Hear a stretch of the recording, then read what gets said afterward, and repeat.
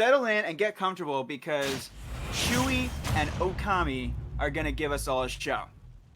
Yeah, Ice Climbers versus Mewtwo, like two characters that you do not see all that often. As we go to Battlefield for game number 1, I mean, who does this benefit more in your opinion, Flamham? I mean, it's it depends. Like, it really depends on Nana, I think, because Mewtwo can run circles around a solo Ice Climber. Yeah, but Ookami does not get to a potential top 8 berth in this bracket without serious control of this character.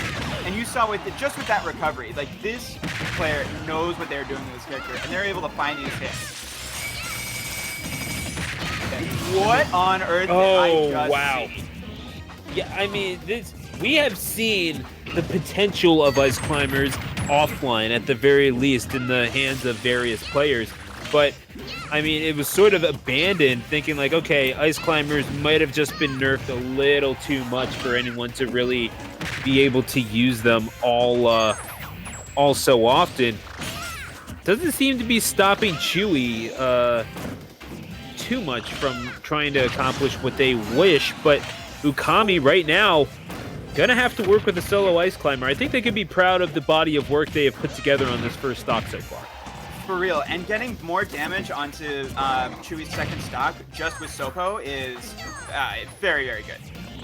But, I mean, you saw, like, Chewie came out of the gate kind of playing like a pretty standard Mewtwo game, and then after that first combo at the ledge, also, that up B to the ledge, to the stage around the ledge, I don't know if I've ever seen that before. I'm sure Mewtwo players are like, yeah, no big deal. But again, I'm very easily amused. That looked great. But okay, after that first combo from Ookami, you saw Chewie immediately like kind of sit on the platform to charge Shadow Ball. Like, what the hell am I dealing with here? And like, Ookami has really kind of put the fear of God into him. And I think what Chewie needs to remember here is that, like, it can turn just as easily. As one-sided as it looked earlier, you just got to stock. You just got another stock. You have a stock lead. Yeah, I mean, you can turn just as easily. All you got to do is launch a giant Shadow Ball into the face of the two children in parkas. But it's one stock apiece on Battlefield, and you're batting the right Ice Climber, to be fair. Chewie has shown a lot of presence of mind, despite their aggressive game plan. I mean, you're charging in with that big a body, you best not miss. And to Chewie's credit, we have not seen them miss all that often. Yeah, and I think what Chewie is starting to learn, or what Chewie is starting to either learn or remember here, is that as scary as Ice Climbers looks, like, Ookami has to keep Nana alive. In order to be able to do anything, he has to keep Nana alive. It's scarier for Ice Climbers than it looks. Like, as good as it ever looks for Ice Climbers, it's much, much scarier for them than it looks. You do have to recover here. And make it off ledge. Okay, go. Ookami was ready for that teleport play the second time. Now that's on Popo. That could have been really valuable damage to Nana. Maybe even a Nana kill, but opting for just a Shadow Ball charge. Oh, but gets the shield pressure just so we can get the shield poke. What a play from Chewie. I mean, you have to risk it for the biscuit, and Chewie is going to be eating good tonight, getting that 1-0 lead on Ookami, and now the burden of proof is on Ookami with their stage pick granted to prove that they can touch the ultimate life form. Now, I feel like that's one of those plays. That is one of those plays where if it works, you get to say that it was on purpose. And what I'm talking about is, like, using the full charge Shadow Ball as shield pressure to get a shield poke with a forward air. If that works, you get to say it was on purpose. Like, maybe in the back of your head, you're just like, I was kind of hoping to hit with the Shadow Ball, but, like, no. If you hit that, you get to say it was on purpose. That was not an accident. Yeah, but now as we're watching this continue on, Ookami back against the wall here, and no real other option other than to fight it out. Exactly. We're going to have to see what the stage pick was, and I don't think that it's impossible. Certainly, it seemed like they were doing just fine. You're going right back to Battlefield, so I don't know. Perhaps trying for a more vertically inclined game than you had prior, because Mewtwo being able to control what they can with Shadow Ball, and certainly being able to go just one lane higher and potentially get another shield poke off of there, which we saw killed from about mid-stage. That's a rough way to go if you're Ookami, but you're almost relying on the platforms now to really secure your game plan. Okay, this is good, and I was just about to talk, like, the adaptations that Ookami needs to make in order to stay alive in this set. Ookami needs to make Chewie scared again, just like they did in Game 1 with that decent combo at the ledge. They could do it right here. They did it again. Same decent combo. You need to make Chewie scared, and you need to keep him scared. Ice Climbers function best when your opponent is terrified of what Ice Climbers could do. Because, like, you might be thinking, like, oh god, I need to keep Nana alive. I need to keep Nana alive. But your opponent is thinking, like, oh god, if they hit me and, like, footstool me, I'm dead. Now, that down air is not a good sign because it shows that Chewie is still really confident here. But keeping Mewtwo at ledge is really, really huge. It's where Okami's gotten most of their work done. And every single Blizzard, it's either like, this is a trickster character. You're like, what are they thinking? What are they planning when they go for something like that and they're not even close to it?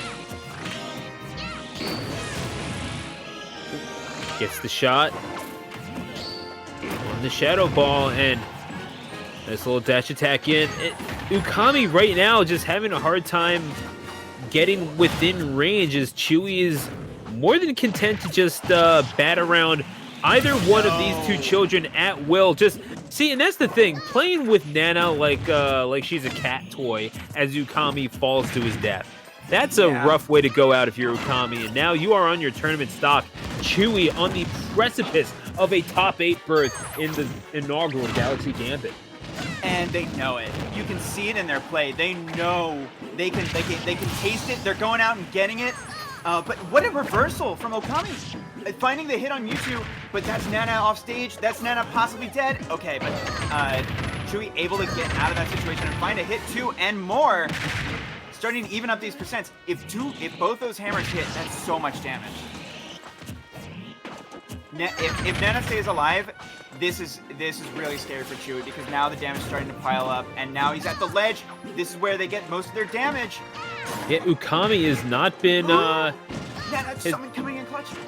Yeah, Ookami bringing this back impressively so. That ice, good little desync to follow it up in the up air. Is going to take it to a Game 3. Ookami refusing to quit on this set. Whoa. We talk about composure. Ice Climbers are a really scary character to play. Especially when you're especially when you know that your opponent is not afraid.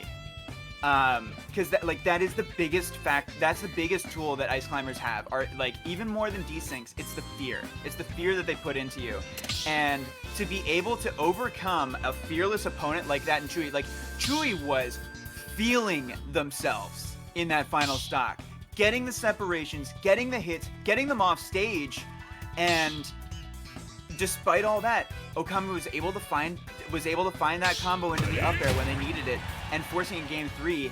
And now that's so critical, not just because it keeps you alive, but also because it forces that little seed of doubt into the back of Chewie's mind again. It's like, oh crap, they did it twice that game. Oh crap, what could happen now?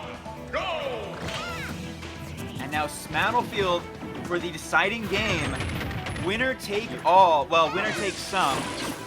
You're insisting on Battlefield, aren't you? Oh, absolutely. Absolutely. Okay. All right, so either way, moving on.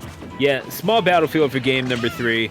However you want to shorten it, I will leave that to your liking, chat. Either way, Chewie right now getting batted around like a government Mewtwo, and Ookami here with the desyncs in the forward air to start to try to finish it off, but Chewie's DI just a little bit too good. The red light does lie after all, and Ookami right now sitting pretty in the opening proceedings.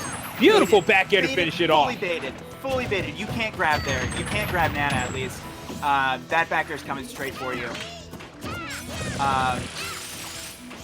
Okay, and at the ledge again. Now, what I'm really liking from Ookami is that, like, when they start to get these crazy up tilt blizzard combos with, like, possible pieces and whatever, and don't run in there.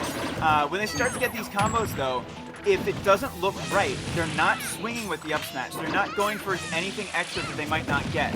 They're just getting they're getting the hit damage that they know that they can get, and they're getting out. Nana is dead. This is big. That was something that had to happen for Chewie to come back into this. Yeah, I mean, it's what provides not even the door being fully open, but it cracks it. You know what I mean?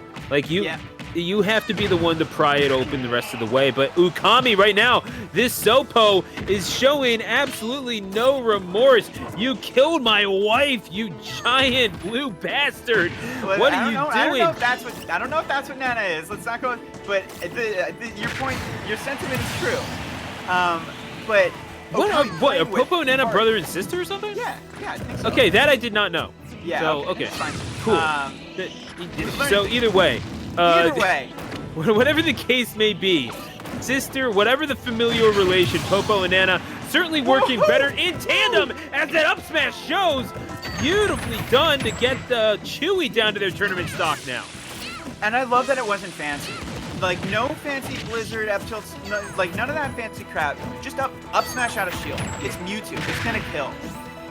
And now both characters alive. So much damage piling on. Like, oh, how the tables have turned. Like, you can see Ookami feeling themselves. Is this going to be another G-Sync? Yes, it is. There's the up smash. Oh, there you go. There's the set. What a comeback from Ookami. Ookami not quitting on it by any stretch. Chewie played so well in that game number 1. But Ookami realizing as soon as that Mewtwo starts seeing red, that's where the rage overtakes you. And Ookami, what else could they do but just let Chewie use their own momentum against them and find their way into top 8? A wonderful display by that Mewtwo, but Ookami is the one that moves on. Folks, that's going to do it from this stream. We want to thank you all for joining us. We are going to throw it right over to DeBuzz's stream. Kevorkian has been in production.